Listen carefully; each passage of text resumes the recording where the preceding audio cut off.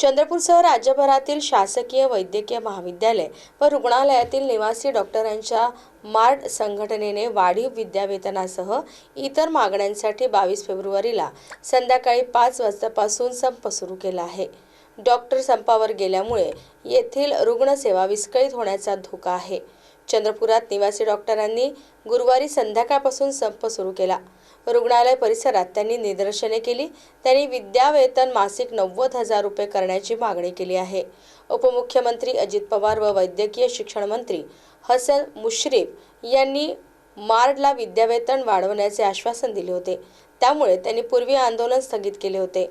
परंतु सरकारने अद्यापही लेखी दिले नसल्याने निवासी डॉक्टर 22 फेब्रुवारीच्या संध्याकाळी 5 वाजतापासून संपावर गेले.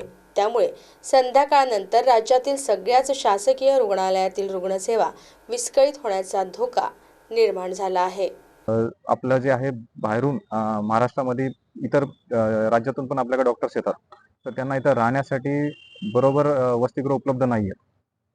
जे सध्या आता चंद्रपूरचीच गोष्ट बनायची झाली तर आपल्याकडं एक जिल्हा परिषद शाळेला त्याला रंग देऊन आपल्याला तिथं राहण्यासाठी सोय करून दिलेली आहे.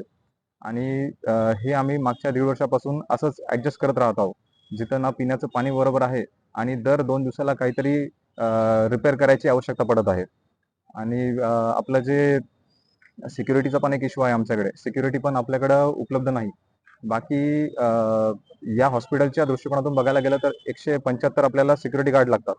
पण सिक्युरिटी तेवढी नाहीये. आपल्याकडं फक्त 40 सिक्युरिटी गार्ड इथं उपलब्ध आहे. आणि हे 40 सिक्युरिटी गार्ड पण आपले 3 कॅम्पसमध्ये डिवाइड आहेत. हे बाजार वॉर्डचं जे हॉस्पिटल आहे, रामनगरचं जे कॉलेज आणि जे नवीन कॅम्पस बनत आहे बल्लारशाह रोडला, तिथे पण हे 40 लोक तिथं असे पसरलेले आहेत. तर या हॉस्पिटलला बघायला गेलं तर 10 ते 15 गार्ड आपल्याकडे उपलब्ध आहे. आणि या हॉस्पिटलचे आम्ही आल्यापासून 1.5 वर्षामध्ये भरपूर हाणामारीचे प्रकरण पण झालेले आहेत.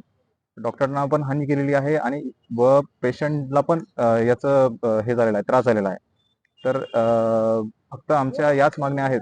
आम्ही सेंट्रल मार्डला आम्ही सपोर्ट करत आहोत, सेंट्रल सपोर्ट दाखवत आहोत व आमच्या काही या लोकल मागण्या पण याच्यामध्ये आमच्या आहेत. आम्ही जे आहे इथं संपावर सध्या ज्युनियर रेसिडेंट निवासी डॉक्टर जे आहोत, तर फर्स्ट इयरचे जे आहेत ते 48 आणि सेकंड इयरचे आहेत 33, तर असे एकूण 81 डॉक्टर आम्ही संपावर आहोत. तर या संपामध्ये जे आहे इलेक्टिव्ह ऑपरेशन जे आहेत आणि ओपीडी हे बंद राहतील. एमर्जन्सी जे आहे ते चालू आहे.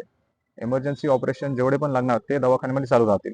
आणि दवाखान्यामध्ये डिलिव्हरी जे आहे लेबर रूम जे आहेत ते पण सुरळीत चालू राहतील. त्याच्यामध्ये काही जर कमी पडत असेल तर आम्ही अजून तिथं निवासी डॉक्टर पुरवू. तर त्याच्यामध्ये काही अडथळा होणार नाही. एमर्जन्सी सगळ्या चालू राहतील, मी पुन्हा एकदा सांगतो.